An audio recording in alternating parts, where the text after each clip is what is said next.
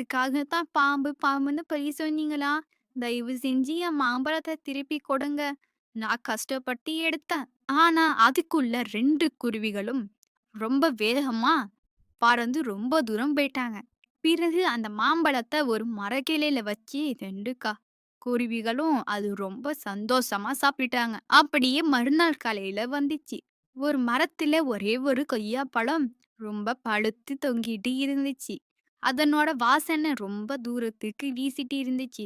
கொய்யா பழத்தோட வாசனைய முகந்துக்கிட்டே மிட்டுக்கு வந்துச்சு. ரொம்ப ஐயா! ஐயா! கண்டுபிடிச்சுட்டேன், கண்டுபிடிச்சுட்டேன். வேற யாரும் எடுக்கிறதுக்கு முன்னாடி நான் இந்த கொய்யா பழத்த பார்த்தேன். இந்த சமயத்துல இவங்களும் கொய்யா பழ வாசனைய முகந்திக்கிட்டே அந்த இடத்துக்கு வந்தாங்க. "தாத்தா காடு முழுவதும் தேடிக்கிட்டு இருக்கேன்.